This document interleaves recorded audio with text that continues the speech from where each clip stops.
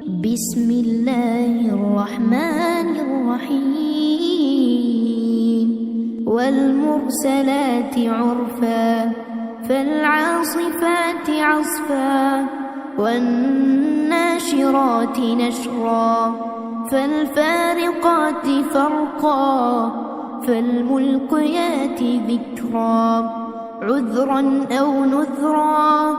إنما توعدون لواقع فإذا النجوم طمست وإذا السماء فرجت وإذا الجبال نسفت وإذا الرسل أقتت لأي يوم أجلت ليوم الفصل وما أدراك ما يوم الفصل ويل يومئذ للمكذبين ألم نهلك الأولين ثم نتبعهم الآخرين كذلك نفعل بالمجرمين ويل يومئذ للمكذبين ألم نخلقكم ماء مهين فجعلناه في قرار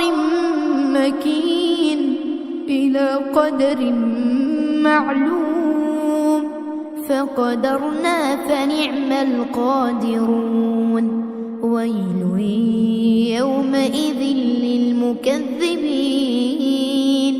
ألم نجعل الأرض كفاتا أحياء وأمواتا وجعلنا فيها رواسي شامخات وأسقيناكم ماء فراتا ويل يومئذ للمكذبين انطلقوا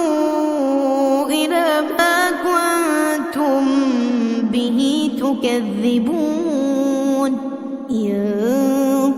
انطلقوا إلى ظل ذي ثلاث شعب لا ظليل ولا يغني من اللهب إنها ترمي بشرر كالقصر كأنه جمالة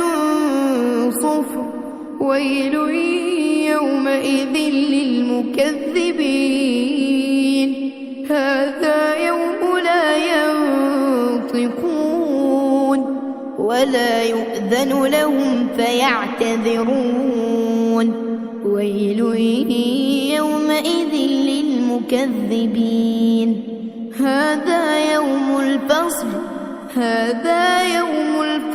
جمعناكم والأولين فإن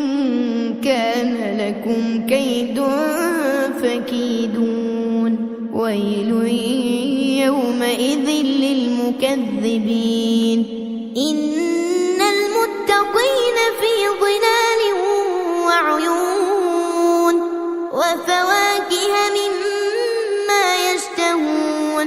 كلوا واشربوا هنيئا بما كنتم تعملون إنا كذلك نجزي المحسنين ويل